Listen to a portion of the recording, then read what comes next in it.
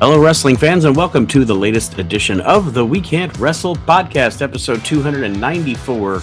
The Brothers Maxon here with you. I'm Nate, that's Aaron, and we welcome you to the 2026 We Can't Wrestle podcast Hall of Shame, where we indict the worst of the worst every single year here on the We Can't Wrestle podcast. And I would be remiss if I didn't say this year for the Hall of Shame, I'm missing Archie, because Archie was always a great part of the Hall of Shame as well.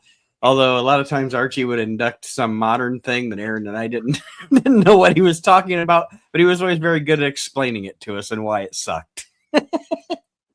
But before we get into this year's Hall of Shame, like I've told you before, Aaron, I'm not asking you to necessarily bring one every week, but I'm going to bring another recommendation to start off the show this week. My recommendation this week might go to a lot of people listen to this show might go, dude, I already watched that show, because I know millions of people watched it. It was very popular, but I have just recently done my third rewatch of Mad Men, and I have to recommend anybody that has not watched it, watch it, or if you've only ever seen it once, watch it again. Mad Men, fantastic television series. There is a couple of seasons where it almost gets too soap opera-y, but it's still a very good show. I mean, excellent show. Yeah. I'd say 9.5 out of 10. You know what, though? Totally agree. A quick thought. I thought about it this time, watching it the third time through. I remembered the first time that I watched the show. That guy, Vincent, I can't remember his last name. Vincent somebody. The guy that plays Pete Campbell. Yeah. I know his first name's Vincent. I can't remember his last name. Anyway, I remember the first time I watched the show, I was like convinced he had to be related to Steve Buscemi. I was like, that dude looks like is related to Steve Buscemi. Well, he's not. Yeah. But no, it's a great show, and Roger Sterling's one of the best characters in television history. Absolutely. He's like top 5 sarcastic characters up there with Chandler Bing and Archie Bunker. He's a fantastic character. And go ahead, sorry. I just watched the last episode, and when him and what's her name are married, and they show them all happy at that restaurant, their last scene together. He's like, bring 2 whatever it is to eat, bring 2 well done filet mignons and a champagne for my mother. It's like he goes out with like a great like Bobby Heenan style line. It's just and it's but yeah, just everybody in the show does a great job. And really, like, it's funny because to me, like, it's kind of like Sopranos, where there's not really very many redeeming characters. Yeah. Like, they're all kind of scumbags at some point but like the only guy that's not really a scumbag is Ken Cosgrove, and like he just like he's the only one of them that's like a good guy. Like Sal's not a bad guy, Mm-hmm. Mm-hmm.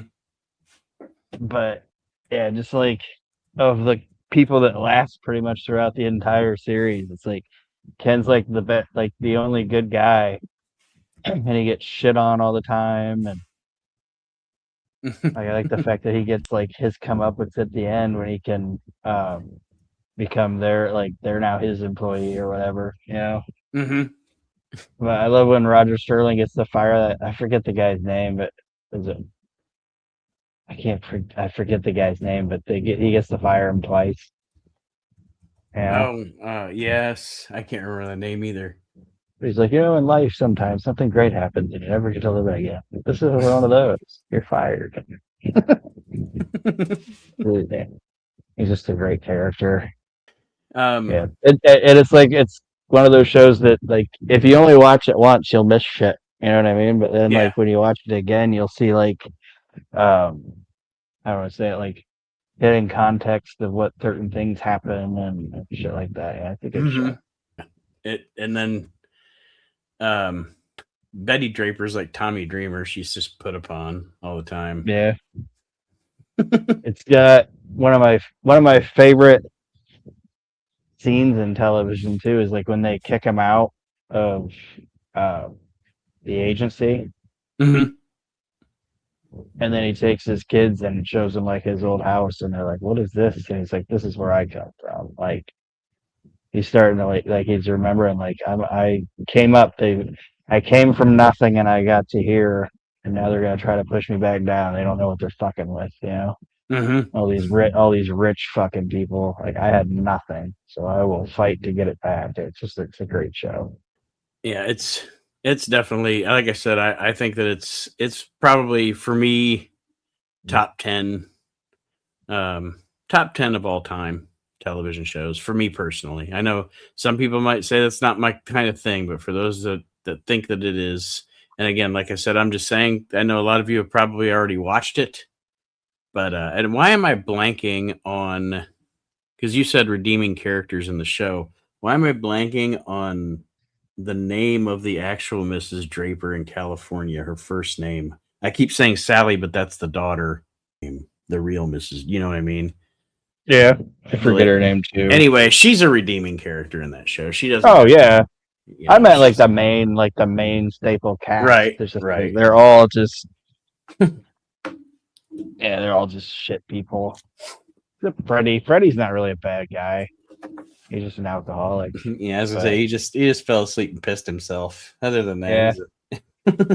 But last thing on it too, like with it's kind of like they what I also liked about it is like John Hamm before that wasn't like a named actor. You know what I mean? mm-hmm.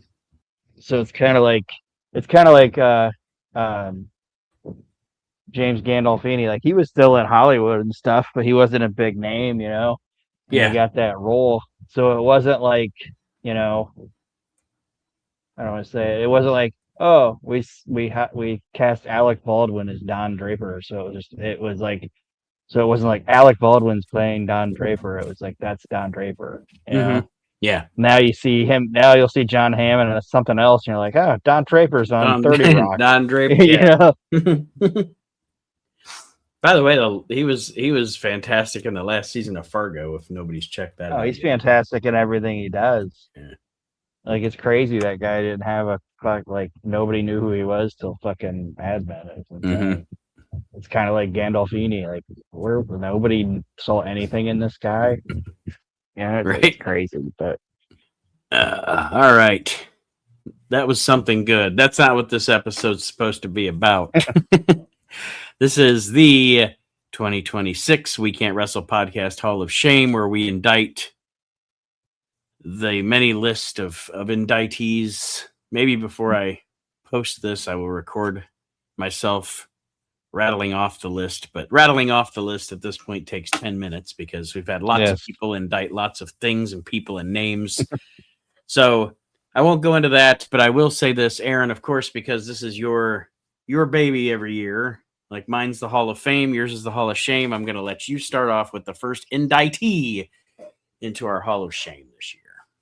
All right. And just real quick, it's not going to be my first one, but I've decided, like, you know, like the actual Hall of Fame, it's like, oh, we got to induct a woman, and we got to induct a tag team, and we got to induct.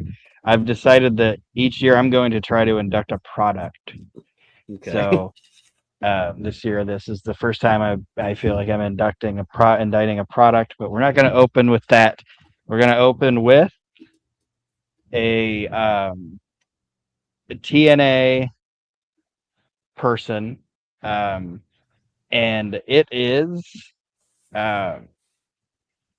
somebody that I didn't think about very much until like the network went away, you know, and I like watching things chronologically, and I'm a TNA Plus subscriber, so I'm like, fuck it, I'm gonna watch TNA from its infancy, and just you know, because some of that stuff I had never seen because I didn't pay $9.99 a month for or a week for a pay-per-view.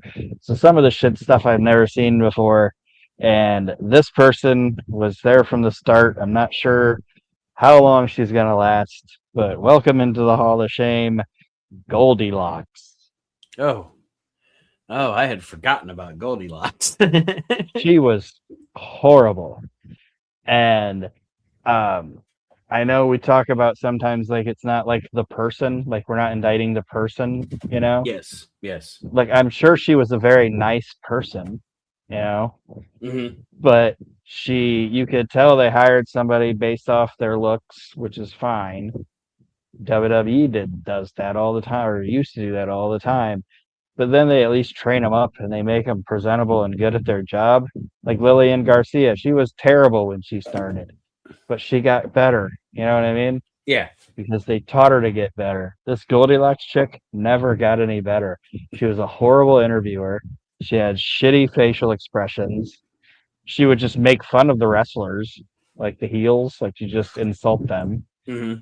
And she'd like look at the camera when they were talking and stuff. It's like, what is going on? And um, I don't know why, but every time I see her, I think of this, and it's like nothing anybody else will ever think is funny, and probably nothing anybody else would even notice. But I noticed something funny shit about weird, random stuff. And it was like right after 9/11, and the guy that made the TNA theme songs, Mm-hmm. which the infancy of TNA, like early TNA, has some of the worst entrance music in the history of any promotion. Yes. Okay, it's just bad. like And this like Jerry Lynn's Born in the USA. yeah, born and raised in the USA. Like, it's just trash. Or Kid Cash's music, like, you know what I'm talking about? Oh yeah. Oh yeah. Yeah, it's like it's just bad. Hmm. And it's like after 9/11, and this guy's gonna play his guitar while she sings the national anthem or whatever. America, I can't remember what she's singing, but right before it starts, she goes, "This for the troops."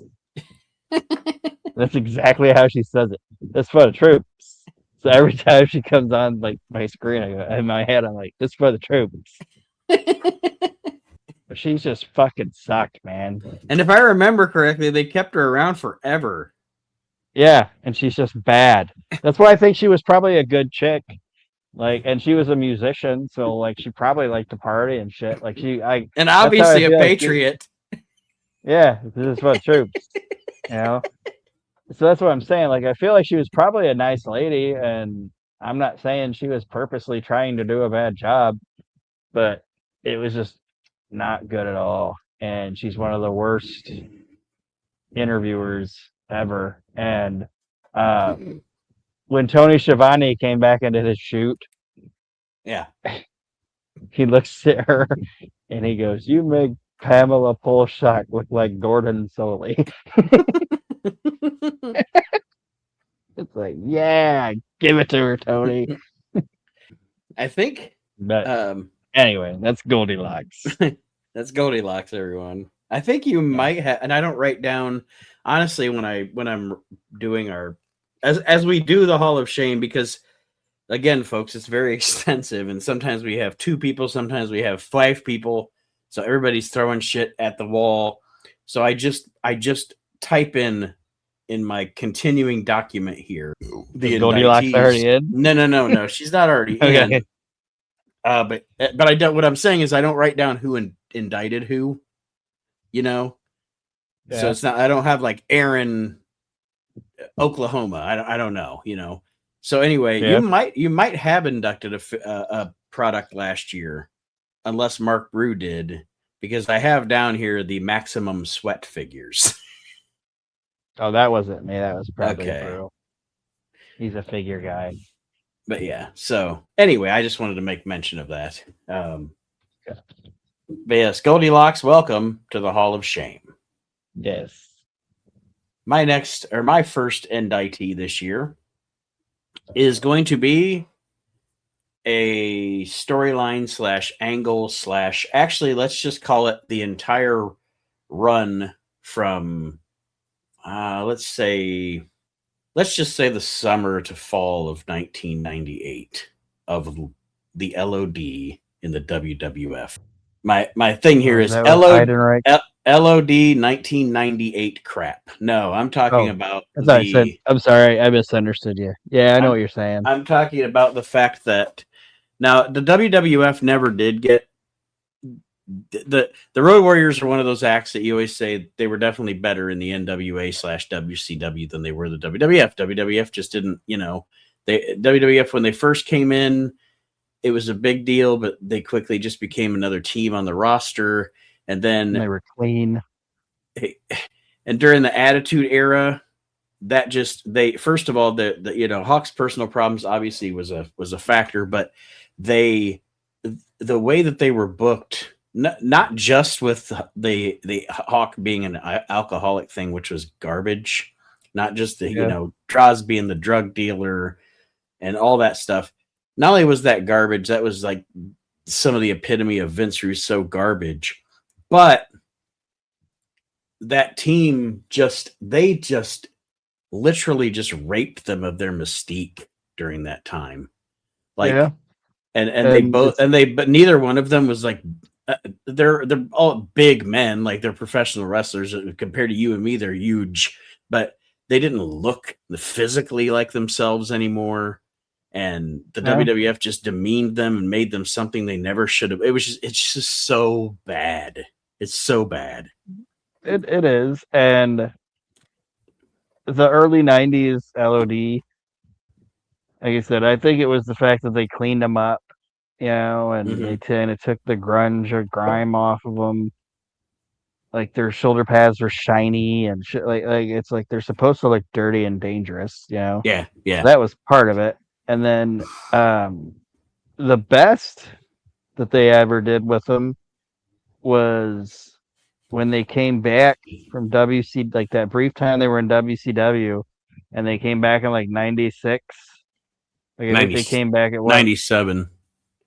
Yeah, 97. Yeah, because they came back on that Manhattan Center Raw in 97. Yeah.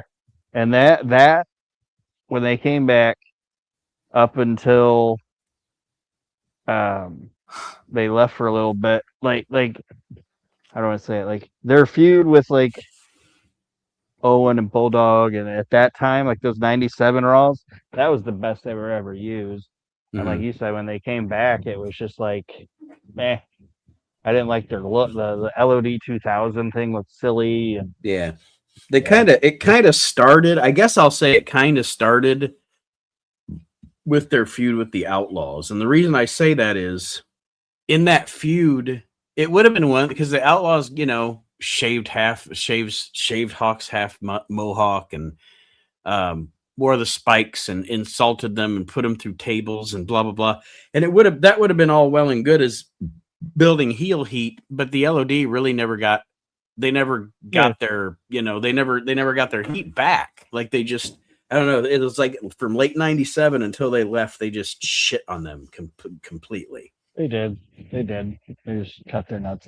So that's why I am inducting, as my notes say, Legion of Doom 1998 crap into the Hall of Shame. Yes, very bad. Very, very bad. So, let's see here. You just did a run. I have 2 runs, but I'm not going to do a run back to back. So we'll induct, and I just did a person. So, product. Let's do my product. I don't have a lot of notes on it, but I think it's one of the biggest letdowns in wrestling figure history, and it is the Ric Flair Hasbro. It's terrible. The Ric Flair Hasbro, they have Ric Flair. He uses the same body as the Rick Rude. Yes. Like the same, I guess, I don't know what you want to call that pose, but at least the Rick Rude figure, it looks like he's doing like a muscular pose or something, which Ric Flair, like the only thing you could say the Ric Flair figure is doing is the humping. Like, yeah. And with the Rick Rude one, you could at least like do the Rude Awakening with it. Yeah, like his arm was up where you could do his move. But like Flair's thing, just the whole toy just seemed like it was like just slapped together. His head doesn't even look like Ric Flair. No, it's a bad, ugly, gross looking figure. It is, and a huge letdown. His head kind of looks like a cartoon person from like a Ren and Stimpy cartoon or something. Just like, just really weird. But you're right. That is a crappy wrestling figure. I like when you see like a crappy wrestling figure and then you think about the wrestler getting it. Like, hey, we made you an action figure, and Ric Flair's like, all right, man, let me see it. And then they give it to him, and he's like, oh my goodness.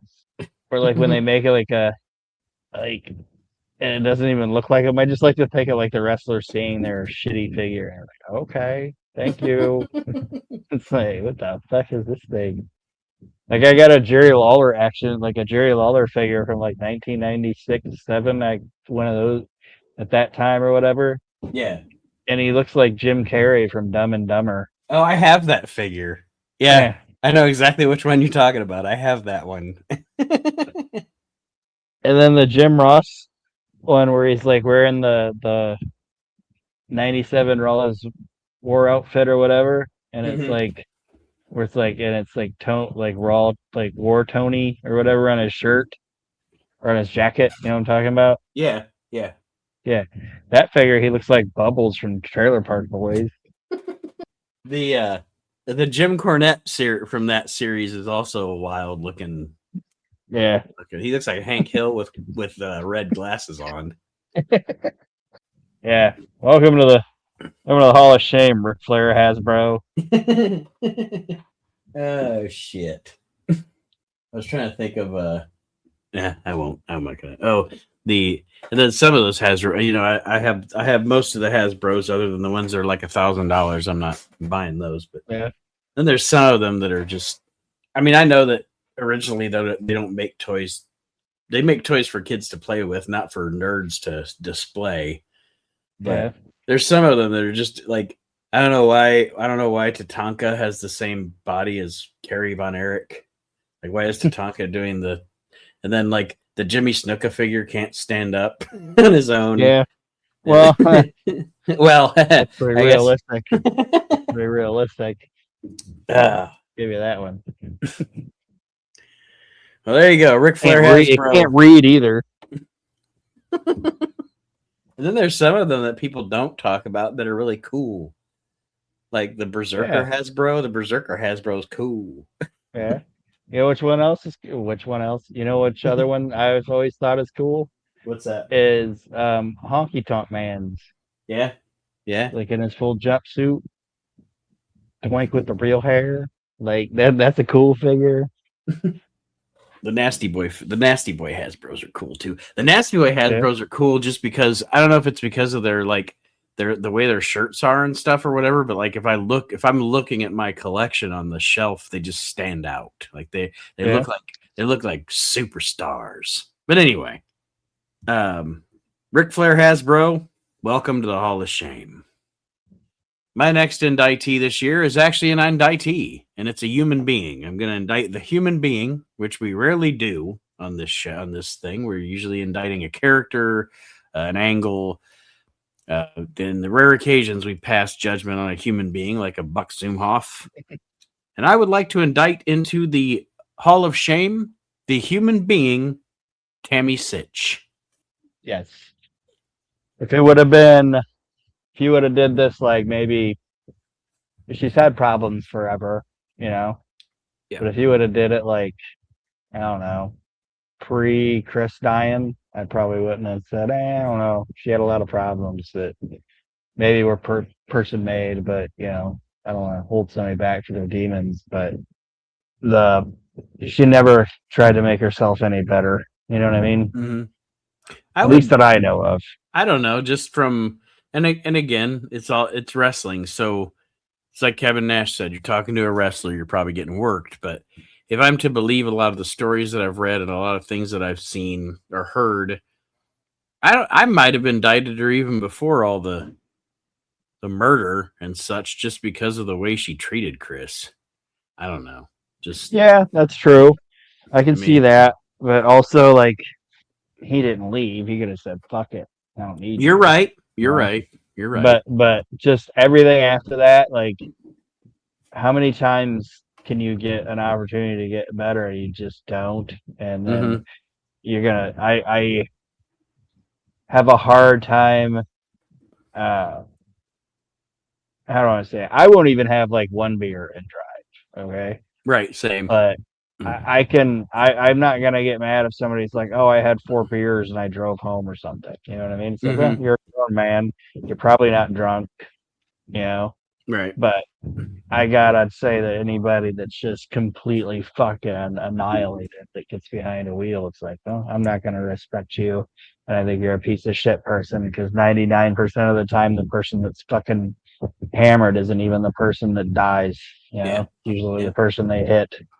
I've always said somebody who gets in their car when they're hammered and starts driving, to me, is no different than somebody that just blindly would shoot a gun into a crowd of people. You know what I mean? Yeah. You Yeah. are literally a loaded gun. The bullet may or may not hit somebody, but Yeah. yeah. And she killed a fucking 80-year-old guy or whatever. Yeah. Mm-hmm. Fuck her. Fuck her. She deserves everything she got. In Yeah, my opinion. like I said, I think she belongs in the Hall of Shame as a person Yes. at this Yes. point. But Maybe yeah, maybe we should be bunking with Billy Jack.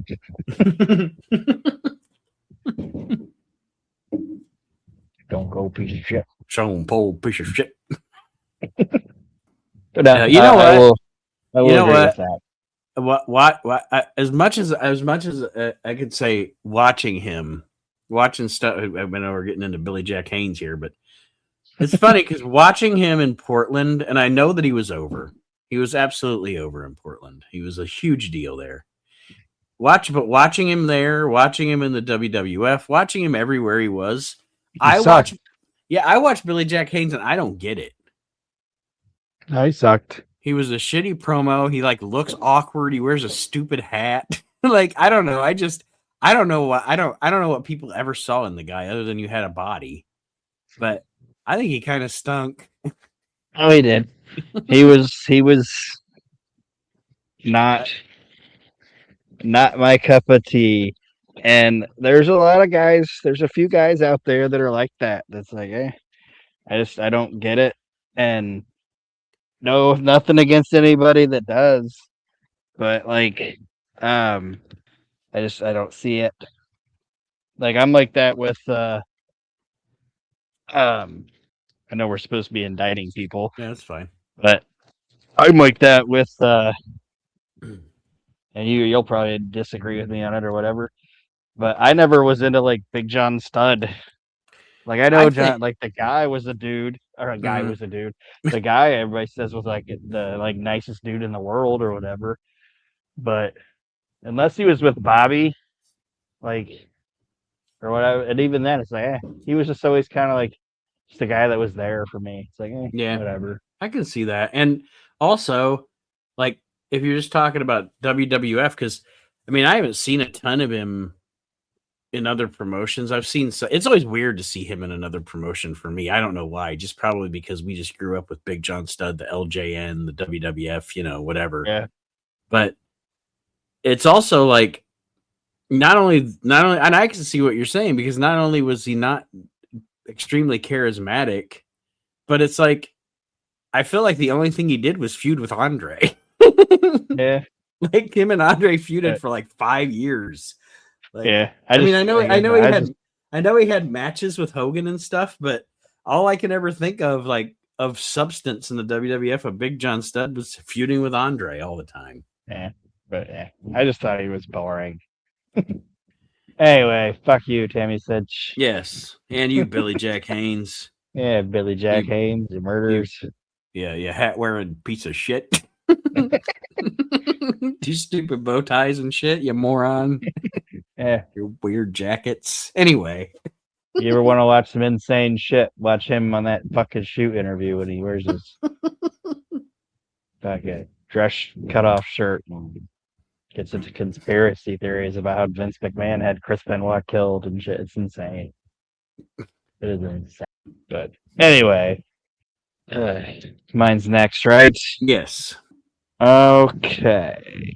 I am going to induct a person, and this person because I have one person that's a wrestler and one person that's not a wrestler. So I am going to induct the wrestler, and welcome to the Hall of Shame, Ahmed Johnson. No. I I hate Ahmed. The Ahmed Johnson wrestler. I hate him. Like, I know you, and I'm not saying anything because we like what we like, But Mhm. I know, like, you really dug Ahmed, 95, 96 Ahmed. I didn't even like him then. I thought the guy sucked when I was a kid. I didn't like anything about him. And the older I've gotten, the more I don't like it. He's the Black Ultimate Warrior. This You're like guy has nothing good about him. you're like Shane Douglas with Hulk Hogan. You're like, you suck then, and you suck He now. sucks now, yeah. And that's what, to me, that's what he was at that time in that roster. Mhm. He was the equivalent of the Ultimate Warrior. He was just this big jacked up guy that Vince McMahon saw something in that, in my opinion, Yeah. was all of, like, the music was cool, Mhm. and his Mhm. entrance was cool, but after that it was nothing. And I don't know. He Even actually got before his knee injury, I didn't see anything in him. he actually got the reason he got the big push right off the bat. I'm not saying Vince didn't have a hand in it, but it was actually Bill Watts. Yeah. But I But mean, Vince McMahon saw this guy oh and was yeah, like, yeah. Oh if no, Vince yeah. I'm not. McMahon did, if Vince McMahon didn't agree, it wouldn't have happened, Mhm. you know.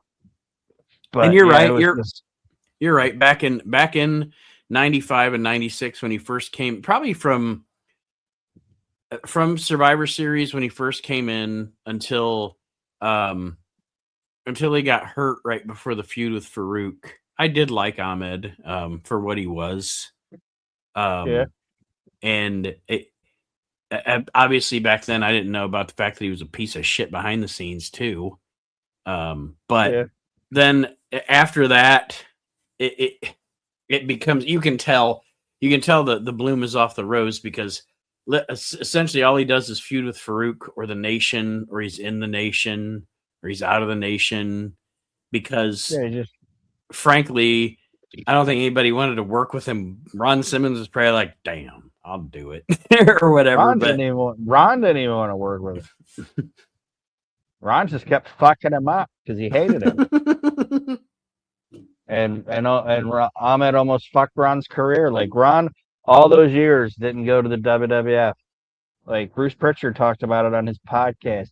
He said he knew exactly when Ron Simmons' contract with WCW was going to be coming up the whole time he was there, Mhm. and he would call him like a month before it was up to be like, "Hey, are you interested in coming in?" And Ron just never pulled the trigger, because Mhm. he was comfortable there.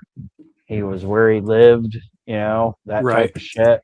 And he was just comfortable and he was making good money, and he didn't know if Vince would make him whatever. And he was one of those guys that I think Pritchard, like, like a creature of comfort or whatever, Mhm. a creature of habit.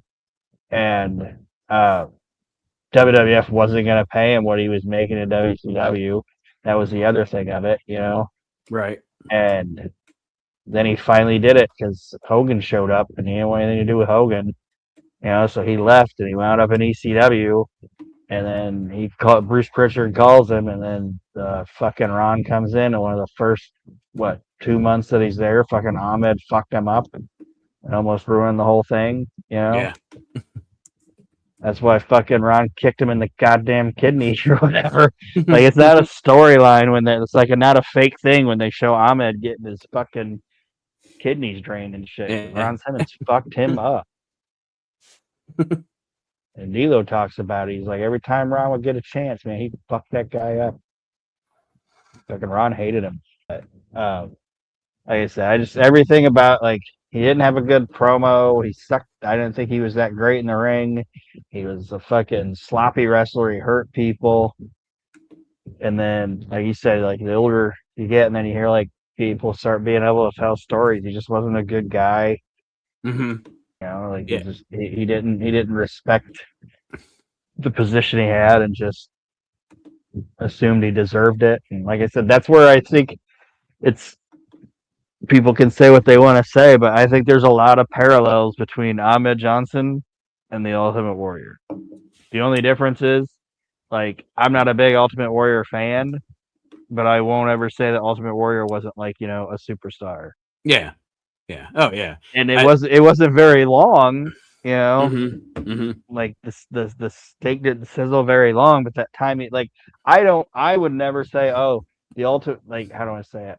If you look at it like a wrestler, I would probably, like, if I was Ted DiBiase, I would probably be like, I should be the world champion before the Ultimate Warrior.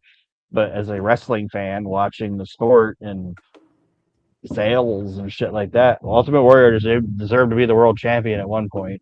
You know what I Yeah. mean? Yeah. At I least mean, for he a little was. bit, because he was fucking making money. Well, Vince from probably, if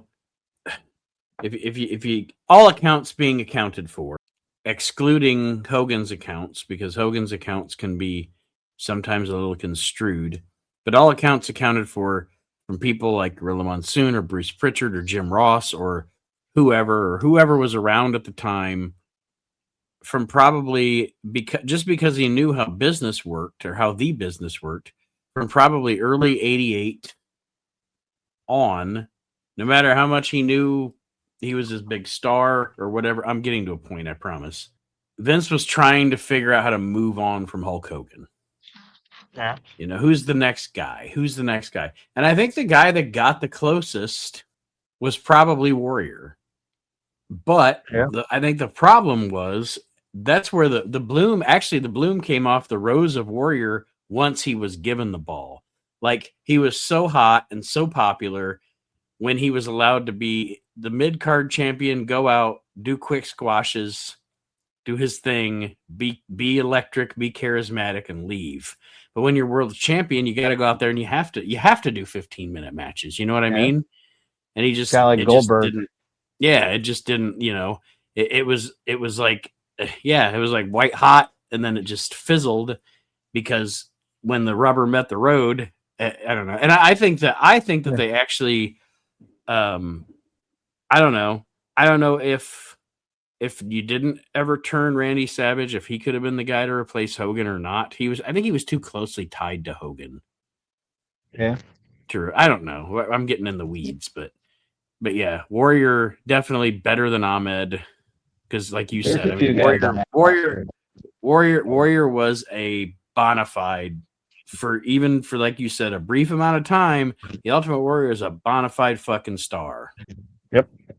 But welcome, I totally agree, but that would be like me agreeing with myself. Welcome to the Hall of Shame, Ahmed Johnson. Ahmed Johnson. I am going to. We're still going to be in the 1995 here, because I'm next going to induct a match. Okay.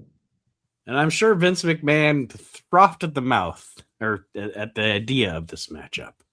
The matchup actually came about because of an injury to The Undertaker. But Vince McMahon pretty much was sitting back going, well, we don't have The Undertaker. What could be another great attraction? I know. Let's put two big fat guys in the ring. And it is from the In Your House, October of 1995, King Mabel versus Yokozuna. Oof. It is bad. Oh, God. Don't they doesn't it just end up being a disqualification, like a double DQ or something? Yeah, actually, it's probably like 5 minutes of just 5-minute match, and I bet 2 minutes and 10 seconds of it, Yoko's just leaning on the rope, sweating, like just profusely sweating, just huffing and puffing. And what are either one of them going to do to the other one? I know, but it's just it's so fucking bad. Like, I think they slap each other around a little bit, and then they like bump bellies or whatever. And I think Mabel. Mabel winds up taking a tumble over the top rope, and Yoko comes out to meet him, and then they just be fat on the outside of the ring, and then they get counted out. Like, individually, and it's going to sound crazy when I say it, because most people wouldn't think this about Mabel or whatever, but individually, at that point in their careers, they were both athletic fat guys. You know what I mean? Mhm. Like, say what you want to say about Mabel and some of his shit, but there were times when he could do some decent shit. You know what I mean? For being the Yeah. guy his size. And obviously Yoko was a big fat working machine. The problem is, if, like, you take a big fat guy like Yokozuna and you put him in there with like Shawn Michaels or Bret Hart, it's gonna work because this big guy can work with the little guy. You know what I mean? And Yeah. he can Yeah. slam him around and bump. But you put two big fat guys in there, the big fat guy's not going to be able to slam the big fat guy because they're both big fat guys. You know what Yeah. I mean? Like, Yeah. just because I'm a big fat guy doesn't mean I can slam another big fat guy because he's still 500 pounds. Right. You know? I'm a big fat guy, not a big strong guy. Yeah. The reason I'm a big fat guy is because I can't pick up 500 pounds. Like, I'm not Davey Boy Smith. I'm not, you know, I'm trying to think. I'm not. Lex I Luger. just. Yeah. Yeah, I'm not like I just shit on the guy, but it's like I'm not Ahmed Johnson. I'm not gonna be able to pick this guy up. You know, Right. Yeah. we're just two big fat guys, and it was just a bad situation. I would have rather made it like a mixed tag team match and had it Yokozuna. Well, like Yokozuna and Jim. Well, it wouldn't have been a mixed match, but Jim Cornette and Yokozuna versus Mo and Mabel. And let Hmm. fucking Jim Cornette and Mo work. Like that probably would have been fun. But yeah, the whole thing, those two together, it was really bad. Yeah. It was awful. It was awful. Yes. And the thing is, I haven't watched the match in years, but I was thinking this year I want to induct a match. And it was funny because I was like, this year I want to induct a match. And the reason I said it, the reason I thought it, was because I was watching a primetime from 1987, and there was a match from Madison Square Garden that was George the Animal Steel versus Kamala. Ugh. But the reason I didn't That indict was that fun. match, That was probably fun. it wasn't even really a match. Like literally, I mean, like it's like George does the pratfall, Kamala big splashes him, and then that's the Yeah. match. Like there's not really a match. So then I was like, all right, I don't want to induct that because that doesn't count as quote unquote a match. It Yeah, it's was fun. yeah. If it would have went more than 1 minute, it probably would have been god awful.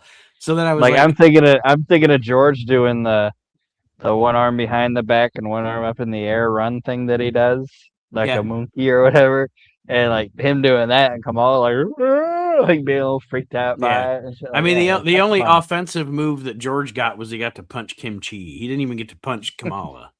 But Yeah. so then I was thinking, I was like, all right, I want to indict a match, not that one. And then the first match that came to my mind was, there was that goddamn Yokozuna King Mabel debacle. that was why it got in, because it was literally the first match that came to mind when I thought of a terrible match. So Yoko versus King Mabel. Welcome to the Hall of Shame. He the king. He the king. Was that your third one? It was. All right, what's your next one here for the Hall of Shame? All right. I'm going to do a run. One of my two runs here, and I don't know if we put this in, and I didn't remember anybody talking about it. Um, and it is not even just a year; it's just the entire run of Vader in the WWF. We have never, no, we have, I mean, we've discussed Vader in the WWF on the show before, but that is not Yes. in the Hall of Shame. But Well, now it is is. now.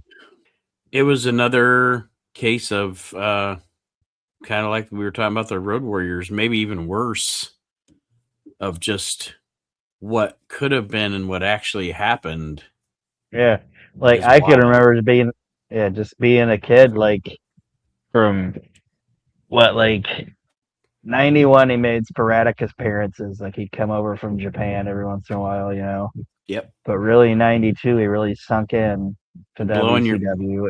blowing your mind And with the blowing your mind your kid wrestling brain with not just like the fact that he was so big but so athletic, but then the fucking helmet and the fuck. I mean, it was yeah, just, oh god, it was so fucking cool. yeah, the helmet, and then obviously he went away from that, and then like the as with a lot of WCW stuff, the story, the backdrop of it or whatever was silly, but fucking him and Mick, like and shit like that wasn't happening on TV, Yeah. and just all of it, and then he leaves WCW, and then he shows up, and you're like, oh my god, he's fucking here, he's in the WWF, and like like everything I hear now, it's like they knew he was hurt when he came in. That's why they debuted him in the Royal Rumble, and then that's why they had him get suspended.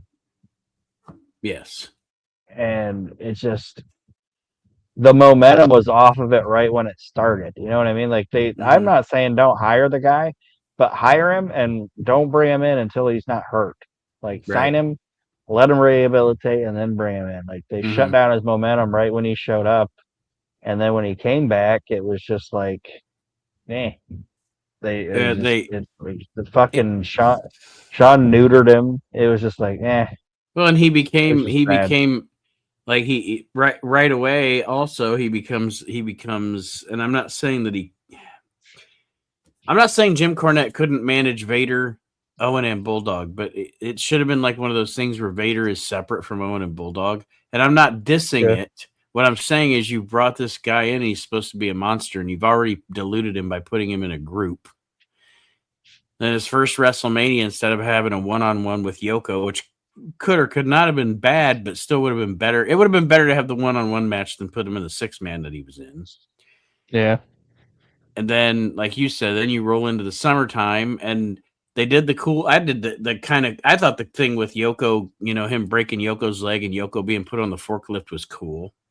Yeah. But then, like you said, you roll into the Shawn Michaels thing and blame Vince for tolerating it or booking it the way he did, and blame Shawn for being an asshole. But that pretty much shit on him. They tried to rehabilitate him with The Undertaker. I think they tried. I don't know. Yeah. But it just never came back. Everything they would do that would seem kind of cool with him, and then it was just like, They would just water it back down. It was just bad. I think also it was a casualty of Vince McMahon always feeling like he's right. You know what I mean? Like he always has to make who is it that talked about I think it was another Bruce Pritchard thing of like you can't sell somebody too hard to Vince because then he gets pissed off about it and he doesn't want to hear about it. Yeah. That's why it took Foley so long. That's why it took it so long to hire Foley, even though everybody was telling him to hire Foley.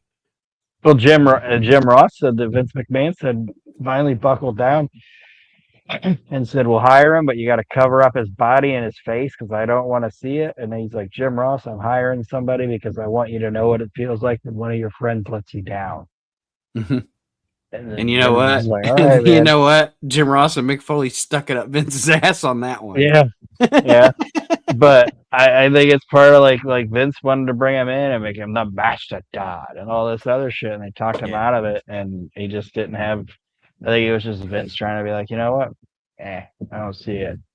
Even though it was there, I think it was just one of those things where it was Vince McMahon being stubborn, and Shawn Michaels not liking him, and it just. And then I think as far as like later, as time went on, Vader got kind of out of shape and shit. But I think that came from the fact that he was what's the word I'm looking for? He was like disheartened or whatever, like the wind was out of his sails. Like, why should I put? And you can see glimmers of it when he's working with buddies like Dustin or whatever. Yeah, but yeah, you're right. It was a total fucking bomb. Vader in the WWF. Yeah. Overall. Coolest thing about his run is probably the music. Yep. And doing his little dance. He got to have a couple really good matches with Brett and Dustin and Undertaker, but yeah, overall, yeah, kind of a bust. Booty. I do remember though. I gotta say, I do remember, and you said we were hyped up about him coming to WWF. Man, that Raw after the Rumble in '96 with him and Gorilla, that was fucking cool shit. Like I remember watching that. I remember watching that. Like, oh damn, Gorilla Monsoon's fucking up. Yeah, it was cool shit, but it was like there was nothing like any momentum you had from it went away because he had to go away. You know what I mean? And by the time he came back, you forgot about it. Yeah. It just didn't matter anymore. You know, it's like they And Jim shouldn't have Cornette. brought. Jim Cornette picks up Gorilla's glasses. Yeah, we don't want his glasses to get this broke. man's connected. We don't. Yeah, well, like you said, like it would have been great if that would have happened, and then they could have kept it going. Yeah. You know, but yeah, I just think it was bungled right from the start. Fucking Shawn eliminated him and Yoko like in his first Rumble. It's like, I didn't like it. Well, Vader right from the start. Vader's run in the WWF. Welcome to the Hall of Shame. My next one will be very quick because there's not going to be a lot to discuss about it. This one actually came from the Pod on the Mountain podcast, as we are reviewing Smoky Mountain month to month. For those of you who have not checked it out yet, our Smoky Mountain series, Pod on the Mountain. Yes. I wanted to induct, again, it'll be very quick. We'll have the same reaction we had when we talked about it just recently on the show, but I think you can't not indict the Stormtrooper into the We Can't Wrestle podcast Hall of Shame. Yes, everything involved in it. The person that made the outfit, shame on you. The man that requested the outfit, shame on you. I never thought we'd say this guy's name, but Jim Cornette. Jim Cornette for approving it. Shame on you. Yeah, for letting that happen. Shame on you. I bet it was Ron Wright's idea. Either way, just shame. For shame. Yes.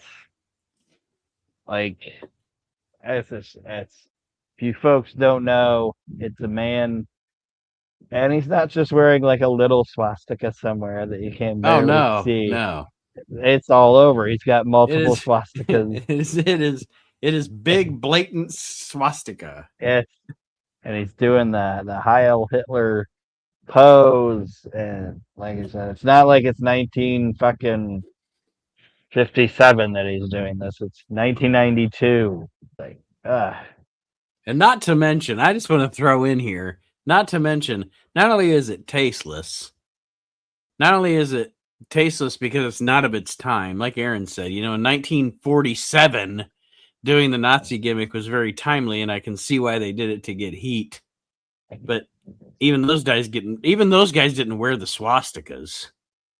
They wore like the jack boots and stuff, but they didn't wear the actual swastika. But anyway, not only that, but they have this god awful gimmick, and he looks cheap. Like it doesn't even it's not even like they're not even trying to make it. I don't know what I'm trying to say, but he's dumpy and he looks cheap and just bad all around.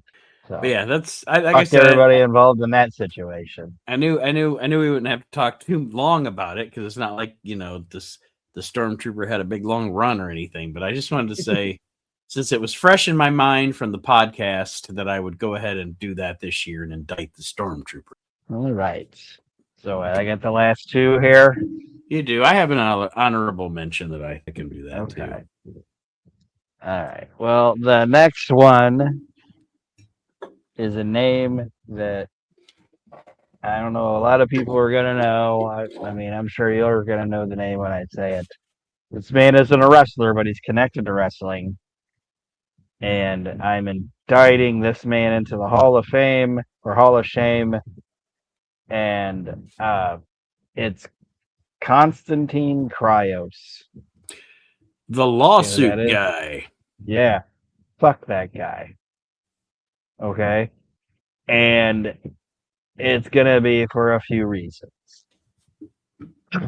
A, he's the fucking ambulance chaser. And I mean, we're talking about this guy on fucking social media, so we might get sued. I don't know.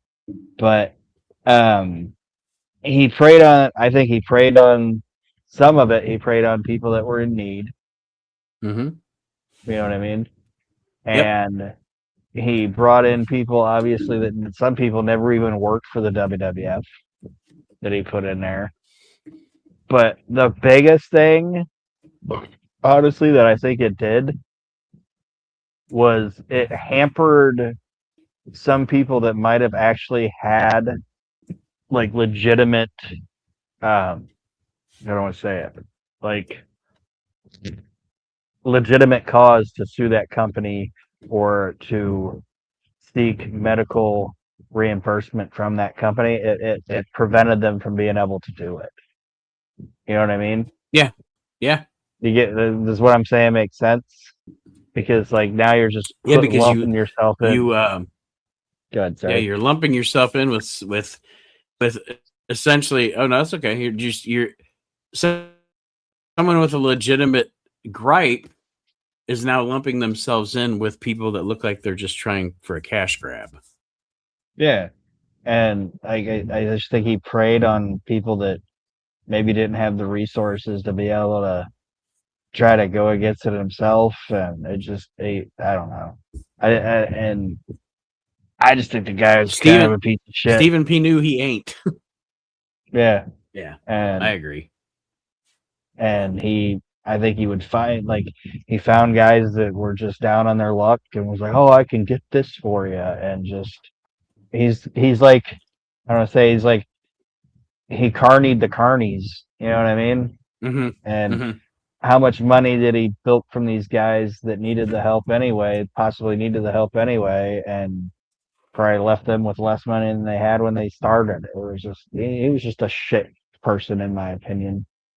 I don't like people that piranha or pride like I don't know if what I'm saying makes sense, but Oh no, I taking advantage absolutely. of a bad situation. Like I'm not saying all group lawsuits aren't like say a town gets cancer and somebody's gonna go fight for them. Yeah, that's great, you know. Yeah, But yeah. just Well, preying on that shit. I was gonna say this guy ain't Aaron Brockovich. You know. Yeah, he just found a company that had some problems and thought he was just gonna get all this money out of it. Man, I don't think I was a piece of shit. And I don't always defend everything WWE, but I think that guy was Better not the call. greatest person in the world.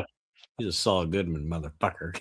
Yeah, he's like the lawyer equivalent of that fucking reporter guy, Munchnick or Munchkin or Oh, whatever his fucking Phil name was. Mushnick. Yeah, Phil Mushnick. Yeah, yeah, fuck that guy.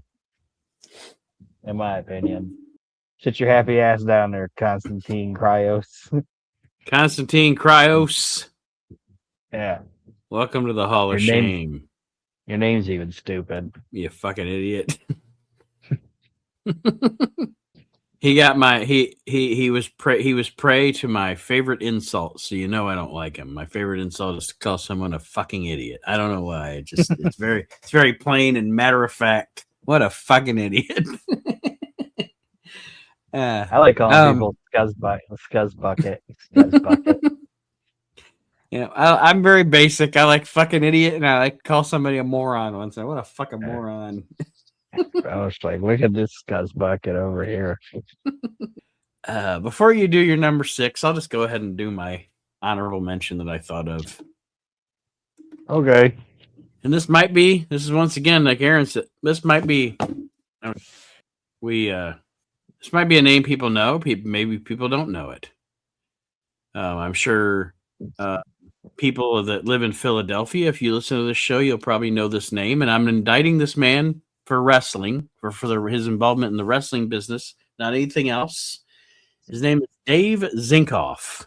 Ever heard of Dave Zinkoff, Aaron? If you haven't, you have, and you don't know.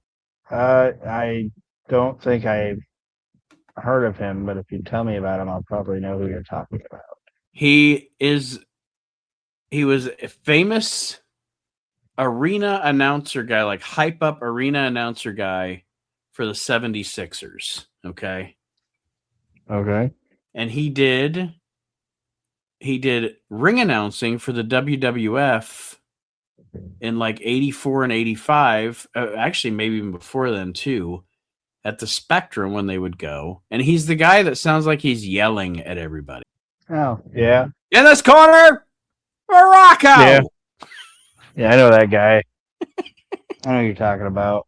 And like, I don't watch a lot of basketball, and I haven't watched a lot of like 76ers games from the 80s or whatever. So maybe as like a hype man in the arena, maybe he was good, you know what I mean? But for wrestling, didn't work. Probably Let me not. see. I don't know if I can, for the fans that might, or people listening that might not know who we're talking about. Let me see. I brought up this random thing from the Spectrum. Da da da. Let me see if we can. I think he's announcing the next thing here. So, oh, Tony Guerrero versus Israel Mata. There he is.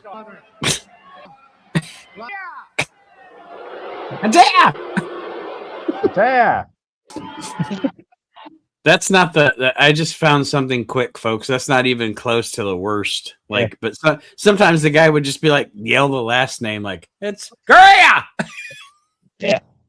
And he's like describing the guy, like Israel Mata, like over there in the right corner, blue shirt, black trunks, black guy. He's a black guy, bald, kind of portly, Mata. Like, you suck, man.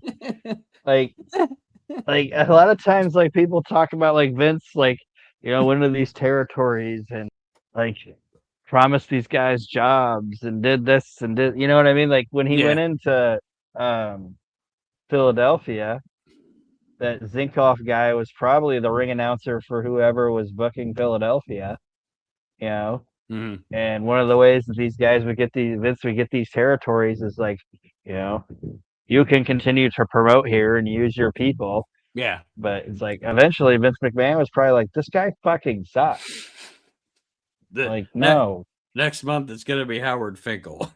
Yeah, this guy bites, man. He bites the big one. Well, there you have it, folks. My latest indictee into the Hall of Shame, Zinkoff. Yeah. Something I learned, like, you said like sometimes something will bother you, like Anna Draper. So it's like, why? So it bothered me for like an hour, and then sometimes I think things, and I'm like, why did that used to be a thing, or what was that? Like I like watching like Western shows and movies and stuff, and you always hear about them eating like hardtack. Yeah. So I was like, what's hardtack? So I looked it up, and I'm like, oh, that's disgusting. But we used to watch old wrestling and we make fun of it because some guy would be like, in the blue corner, Killer Kowalski. Like, why do they always say the name twice? Yeah. So I looked it up, and the reason they used to do it is because the fucking PA systems and shit sucked. So the guy would say it twice, and like the second time he'd say it a little louder so the people could hear it in the back. Like that's the reason that they did that. Just because they wanted to make sure everybody caught everybody's name. That makes sense now that you say that. Yeah. So that guy was like, so like this guy was like, I don't know, Arnold Skolin. And then people were like, what? Skolin. Skolin. Okay. All right. Skolin. Okay, I got it. Yeah, he's a fine egg, that Skolin. Yeah. He's a fat guy in tighty whities. That's what he is. I've never seen a good Arnold Skolin anything. He's a fucking man, though. Yeah, I know. Like, all right, I won't say that. It seems like Arnold Skolin's like, good, decent guy for the backstage and everything. But I've never seen a good Arnold Skolin match. I've never seen a good Arnold Skolin promo. And he's one of those guys. Like, I've seen footage. I think it was on YouTube or something. I've seen footage of him from like the 60s or the 50s or whatever. Yeah, he's fucking old then. Yeah, he looked old then. Like, yeah, like Bobby talked about. It's like when Bobby's. I can't remember if it's when he's actually getting inducted or when he's putting Paul Orndorff in, and he's like, I came into WWF. Is back there. Arnie's back there playing cribbage. He was 67 then. Like this guy's always been old. Yeah. But I forgot what I was going to say about him other than that. But yeah, I mean, um, anyway, I was going to make another point about Arnold Stolen. I can't remember what it was. But yeah, that guy sucked. Like, Zukov or whatever, Zinc Dick or whatever his Zikov. name was. Zikov. I said Zinc Dink. Like, yeah, Zink he was Dink. he was Zinc Dink. He was trash. Um, Well, it's all you now. You get the last indictee. all right, and it's a run, All right. and um, Hulk Hogan's 1995. Like when we were kids, and it's funny because like when we were kids, when Hogan first came into WCW in like '94, it was actually like if you go back and watch it, it was actually pretty kind of cool, you know, because it was seeing Hulk Hogan in a different environment, Yeah. and he was putting in the work, you know, like with Flair, Mm-hmm. because he was coming in wanting to show that he could do something other than that, and then by the time you got to Starrcade, obviously, you know, he kind of took over the creative control and had the worst I fucking I main event in the history of Starrcade, and then the wheels came off it. I didn't want to cut you off when you said what you said. You're more generous than me. My opinion, Hogan in WCW until the NWO. Hogan in WCW peaks at Bash at the Beach 1994 because there's the hype, and you're right. In that match, he puts in the work with Flair. That's a great fucking match. The atmosphere, it's almost like Hogan and Andre. It could have been a shit match, and it would have been a good match because of the hype and Yeah. the atmosphere and the crowd. But then they also had a really good match, and Hogan put the work in. And after that, to me, until the NWO, like you just, I don't give a shit. But you're right, 95 is particularly fucking terrible. Yeah. Like I don't know, it was kind of cool seeing Hogan like in a different environment, like in this like center stage, and Mhm. like him and Savage did a thing where like they dressed up as the Los Hombres and like on a worldwide like shit like that. It was kind of cool seeing it, you know. Right, It's not my favorite WCW, but it was a right. different. Different thing It for was a Hogan. different. Yeah, it's a different Hulk. It was almost seeing like a different thing for Hulk Hogan, like seeing Hulk Hogan in studio wrestling, Mm-hmm. you know. But then we get into '95, and I don't have a lot of notes about Hogan's '95, but I have Hogan's pay-per-view run of 1995. Okay. At Super Brawl, he defeats Vader. Then at Uncensored, he defeats Vader in a strap match by pulling Ric Flair to all four corners. Who is in a dress, So, right? who's in a dress? Yes. Yeah. So that happened. And then at Slamboree, he teams with Randy Savage, and they defeat Ric Flair and Van Vader. And then at the Great American Bash, he defeats Big Van Vader. And then at Bash at the Beach, where they wrestled on the actual beach, he defeats in a steel cage Big Van Vader. I wonder why Vader left. Yes, and then Vader gets beat up by Paul Orndorff and leaves. And then we move into Fall Brawl. I just want to mention for the record. Sorry. I just want to mention for the record, the first time that Vader and Hulk Hogan encounter each other in the ring, I believe it's a Vader bomb. I don't remember. Oh no, it's a power bomb. Vader gives Hulk Hogan a power bomb, and Hulk Hogan pops up from it. So there was no intention for Vader to go over at any point in that fucking feud. And yes, not at all. And like I've said before, people go, "Oh, Hulk Hogan shit on Vader when he stood up from the powerbomb." It's like he didn't just shit on Vader; he shit on everybody in that company. Yeah. Before that had ever put over Vader's powerbomb, like it was the most devastating thing in the world. Mm-hmm. He shit on Sting, he shit on Flair, he shit on anybody that took Cactus Jack, I know he wasn't there at the time. Well, he kind of was. Yeah, he was. Yeah. Like, No, well, he's not just by shit that on. point, but yeah, I know. Yeah, but he just shit on everything on it. You know what I mean? Yeah. And it's just like, God damn it. And then, um, it's funny to look back on it now because it's cheeky fun, and we look at it and compare it to what we have now and what we've had like in the last 15 years or whatever. But we're rolling into uh, Dungeon of Doom time now, and when you were watching it back then, you were like, "Oh my god, this is rough. Like, what the fuck is happening? This isn't WCW." You know what I mean? Like, this isn't what WCW was supposed to be, and it's just bad. And like I said over and over and over again, if the Dungeon of Doom would have just been a crazy group of guys like on an announced stage, like Kevin Sullivan surrounding himself with these crazy dudes, but it wasn't like in a fucking ice chamber thing or whatever the fuck, like an actual dungeon, it would have been fine. I mean, it would have been great, but it would have been, if it would have been like Kevin Sullivan when he was like with The Lock and Purple Haze and shit in Florida, and fucking Dory Funk just being with him for no goddamn reason, that would have been cool. Yeah. But putting him inside that fucking whatever, There's that no was Hulkamaniacs stupid. here. Yeah, there's no Hulkamaniacs here, brother. It's hot, but it's cold. Or what? Yeah, it's like, what the white Bengal tiger?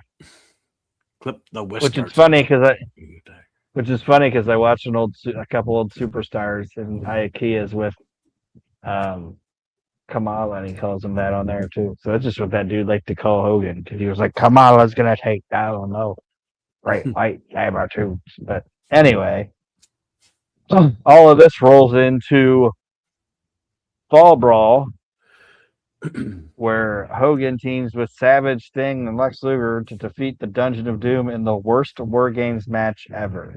Ever. That's including the one with the Warrior in it.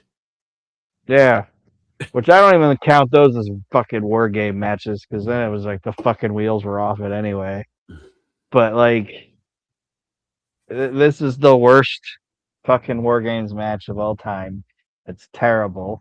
It sucks, and it's bad shit.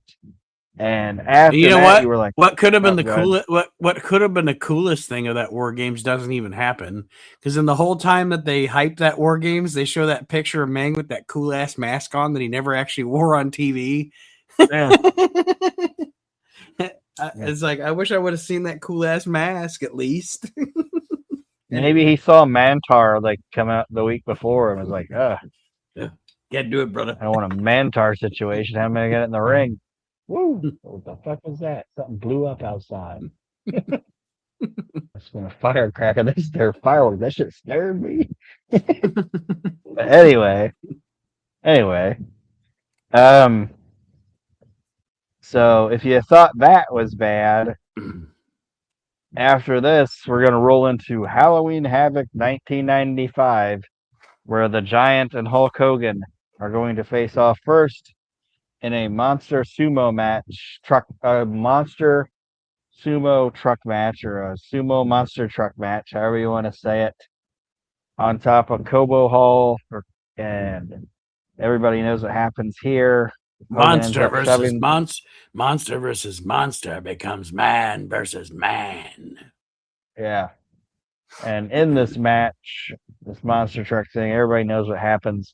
Hogan pushes the Giant off of Kobo, and for those of you that don't know, maybe you've never been to Detroit. When I was a late teens or whatever, I actually went to a couple of concerts at the Kobo Arena. Aaron and I grew up in Toledo, and I was close to Detroit, so I would go to the Palace or the State Theater in Detroit or the Kobo. Just so you know, on that Kobo Arena show, they show the water out there just beyond the arena. Well, the water that they show that the Giant supposedly landed in is like 200 yards from the arena. If he actually would have fallen off of that arena, he'd have landed in the parking lot. Yes, that's Just what I'm so saying. you Like, know. there's no arena in the world, or I should say in the world, in the country, where the water is right next to it. Yes. It's not a thing. And somebody's going to say, well, there is. But anyway, Hogan some guy in San Francisco's like, listen, man. Anyway. Yeah. But anyway, even if he would have thrown him off the building and he would have hit the water, hitting the water is sometimes the same equivalent as hitting the ground. Yes. You know what I mean? Like, especially from that height. But essentially, the Giant survives falling off an arena.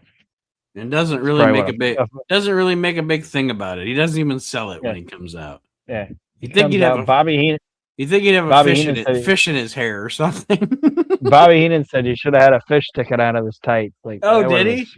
Did he really? I forgot. He didn't say that like on TV, but like he said it like he's like when they were going over the show, he was like, yeah, why don't you stick a fish in his trunks and have that poking out so people would at least they'd know he'd fall in the lake. Like he was being a shithead about it because he knew it was fucking stupid, you know? Yeah. Like when they said they were gonna make David Arquette the world champion, he's like, why don't we make Zsa Zsa Gabor the television champion? Like, what the fuck are we doing? But anyway, Giant survives falling off a 5,000 seat arena to come back and then defeat Hulk Hogan by disqualification to become the world heavyweight champion because Jimmy Hart turned on Hulk Hogan, and it was a big thing to begin with because Jimmy Hart had supposedly put into the contract that Hulk Hogan, if he was disqualified, would lose the championship, and it was all a setup, which if you're Hulk Hogan, then you're pretty stupid because if I have a manager and he's supposed to have my interest in heart, and he's like, hey, Hulk, why don't we put in the contract that if you're disqualified, you lose the title? I'd be like, why do you want to do that? You fucking idiot. You know what I mean? I'd be like, you're either really, really stupid or you're planning on turning on me. I'd rather be managed by Bobby Heenan right now. Yeah. So that happened. Well, then they vacate the WCW championship and they put that on the line in World War III, the world's biggest battle royal. 3 rings, 60 men. He gets to burn the sheets, brother, at that show. Yes. Yeah. And that was like a thing that if you would have done that one time, it would have been okay.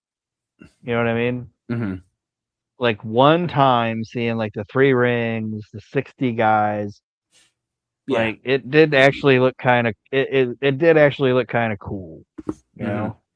But then to just repeatedly do it, it sucked. It's like, it's not impressive looking anymore. You know what I mean? Right.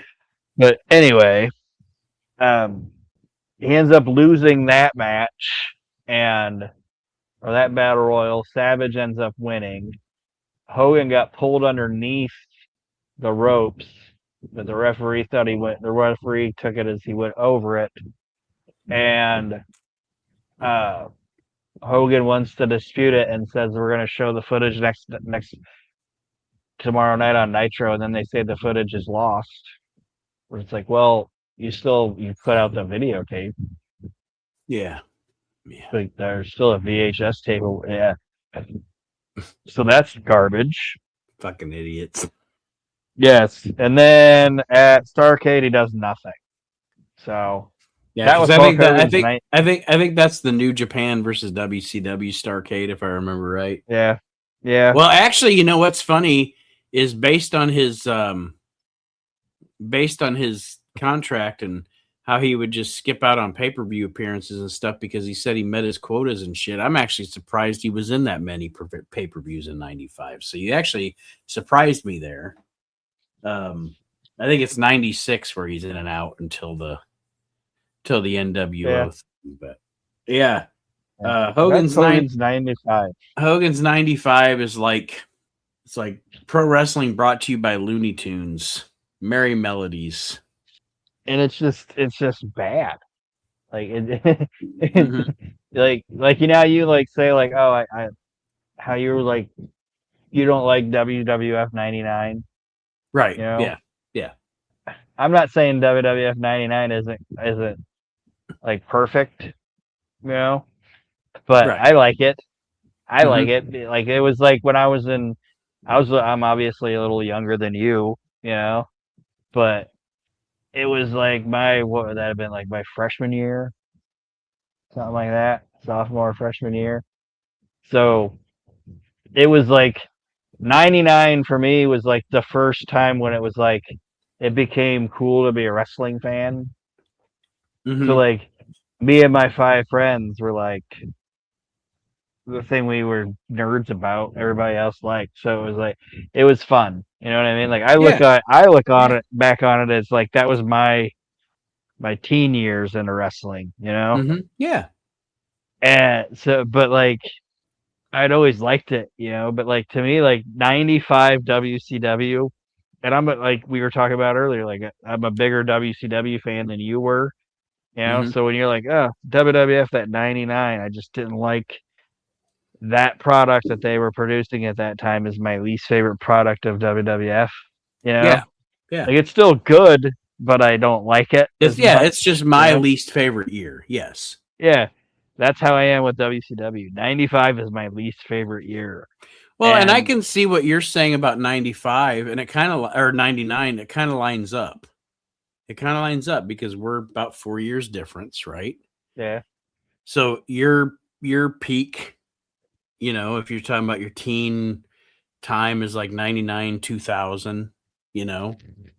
For Yeah. me, it's 95, 96 heading into 97. Like a lot of people shit on the WWF 1995. I actually have like fond feelings about the WWF in 95, Oh, I dig it too. Like, don't get me wrong, I dig it. You know, it's like it's But I was funny just because saying I can see what you're saying about 99 based on how old you were. yeah, like that was fun times for me because me and my buddies would come to school the next day and be like, "Man, did you see what Chris Jericho did?" Or Yeah. fucking Road Dog did this crazy shit. You hear what Road Dog said? You know, like that crazy shit. We're walking down the halls telling people suck it, like shit like that. You know what I mean? Like that was Yeah. fucking fun for Hmm. me anyway. And uh, and then also like I know because like I said, I've been watching TNA and like Russo kind of tried to take that attitude type shit to TNA, you know, Yeah. and then he even tried to do it in the WCW. And the problem that people don't realize so much so, and like people say, oh, Vince didn't have, or Vince Russo didn't have Vince McMahon as a filter. You know what I mean? Hmm. It's not even so much that, but it's also that he tried to do that attitude shit with people that didn't have the personality to pull it off. Yeah. You know what I Or mean? a production team that could pull it off. Yeah.